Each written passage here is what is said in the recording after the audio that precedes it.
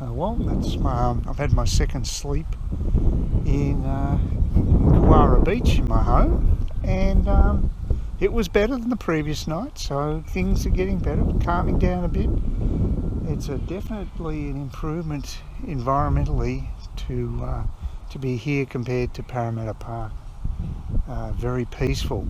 You get a lot of dogs from time to time, but they don't seem to bark overnight, and that's the main thing, so you can get a restful night's sleep. I've had a couple of issues finally resolved. I got the internet on yesterday, so that was fantastic. Couldn't work out why I didn't have the phone on, but there's a very good reason why. It's the same as why I didn't have the internet on initially. I hadn't had the bloody thing plugged in. I tried configuring it, and I took them out for some reason. I'm not sure why I disconnected the plugs, but yeah, the phone's, I've got a dial tone, so I've got that's working. There is an issue though with the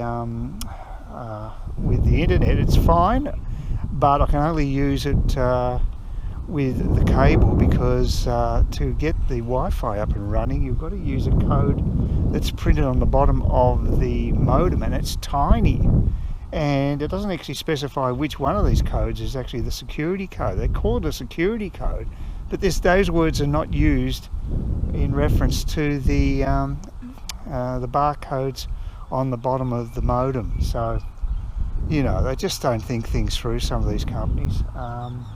So I can't configure Wi-Fi until I get that sorted.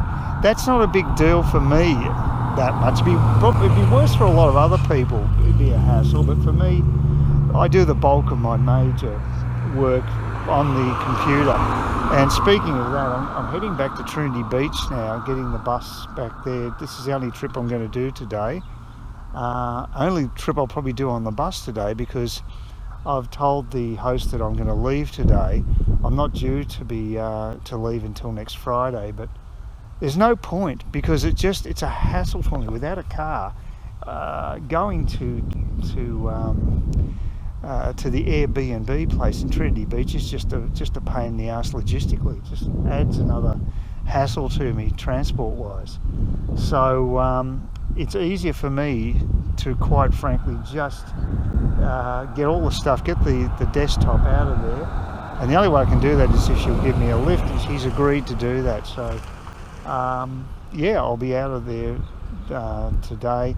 The only advantage I've got there is I've got broadcast TV, maybe to watch the football. That's the only advantage right now that I have at the Airbnb, and that's only because the person who left the house, I'm assuming that they're responsible.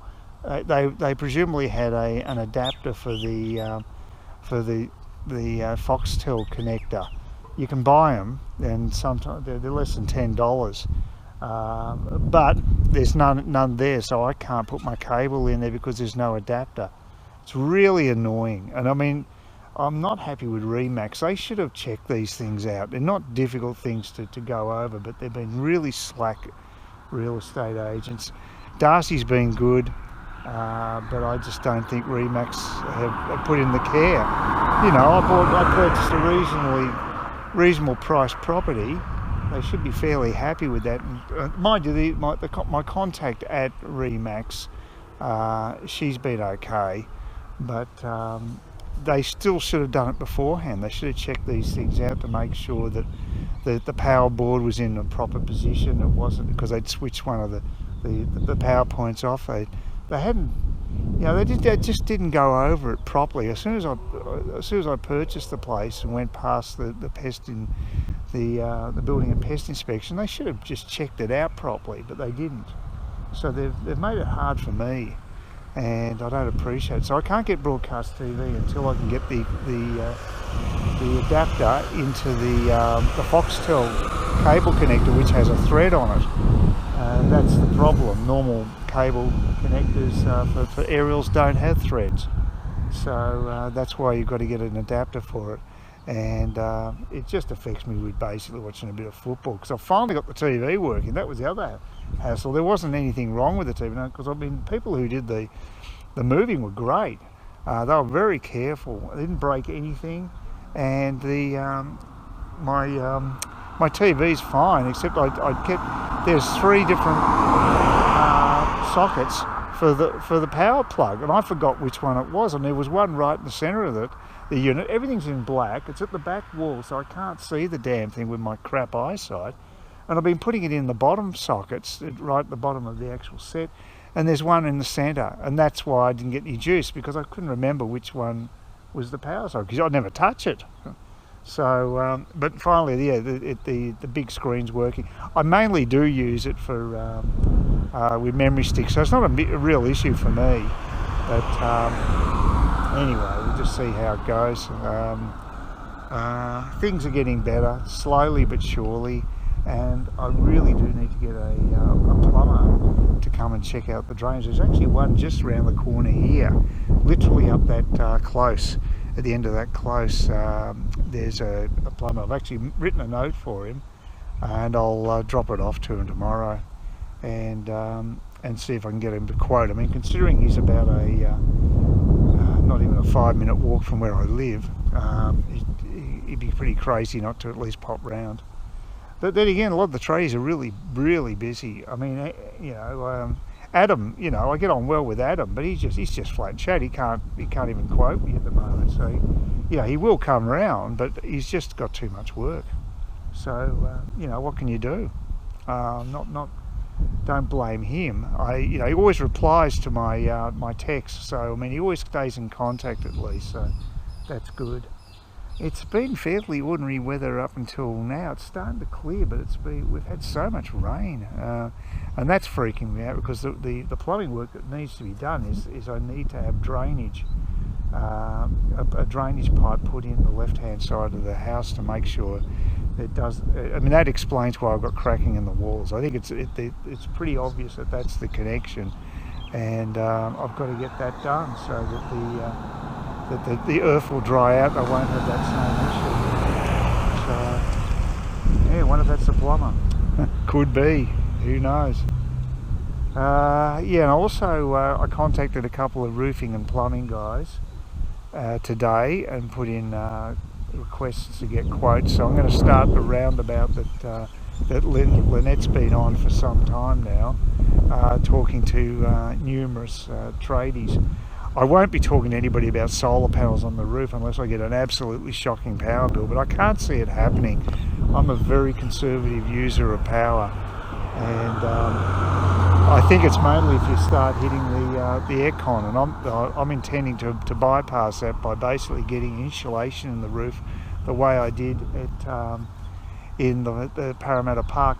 I don't expect it to be as good as Parramatta Park. The one good thing about Parramatta Park, on the 3rd level, got a fantastic cross breeze, and I really didn't need to use aircon any time during summer. Maybe tempted once, and seriously, the other times I just didn't need it, and I got by fine. I was quite comfortable with fans.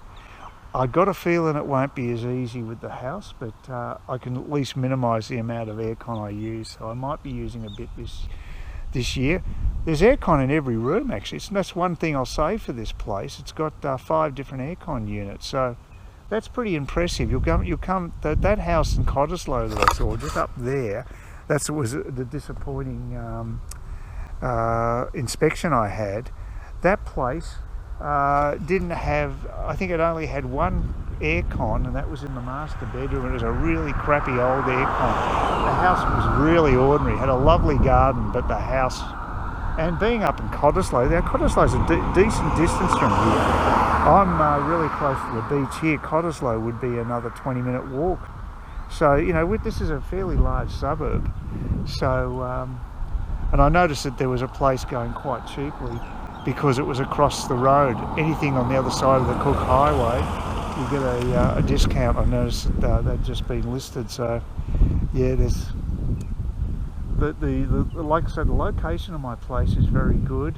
I've just got to get some basic maintenance done, then I can get on to the fun stuff, which will be the cosmetic stuff. But that'll have to wait until I get the infrastructure up to scratch. You know, the roof and the drainage. I might get someone around to look at the termites, but that's not super top priority. Just got to get rid of the wood that's next to the house, because I don't want there to be any contamination from that to the actual building itself. So, yeah, no sign of the bus yet. I thought it would have been by now. by now. But like yesterday when I was on the buses, just it shows what sort of a day I had yesterday. I had I needed the bus to catch initially to be late, and of course, if anything, it was early, so I just missed it by a couple of minutes. Then after that, the next bus I got was the one after that from Trinity Beach. That was at least, I think, about 10 minutes late. And then when I wanted to get the bus back from Smithfield, that one was a quarter of an hour late. So, yeah, pretty ordinary service yesterday. I mean, it's all over the place. And they should all be fairly, they should be on time because they're not collecting fares. So it doesn't make any sense. That's cut down the travel time quite considerably. Maybe there's a bit of industrial action happening. The chances are the drivers are not a happy camper lot at the moment because they've had physical threats, they've had bad passengers, although yesterday I didn't have any of that, thank God. Didn't have the bad passengers, so that was good. But yeah, I've still got some basic shopping to do. If I can get a lift to get that stuff done, it'd be good. But I guess I've got to get out and about and meet a few neighbours and see whether there might be someone who can give me a lift up to the shops if they're going. So it's worth a try. I discovered that the local GP doesn't bulk bill only if you're under 16 or you're an age pensioner. So actually I do qualify in that extent, and you have to be a local. So yeah, their normal consultation fees, I don't know what they said on an Easter day they were going to charge something like I don't know, $100 or something for a consultation, so they're not cheap. So bulk billing's great if you can get it. So I should qualify. They might require proof of me living here, but that's not an issue, and I'm just squeaked in on the age pension front too. So, well, there is some advantage of being old. Anyway, still waiting for the bus. No sign of any public transport yet. Patience is a virtue. Please consider subscribing to my channel if you think there's anything there of use to you or entertainment or whatever. And either do that or give me a thumbs up, or if you're feeling really energetic, do both. That'd be great.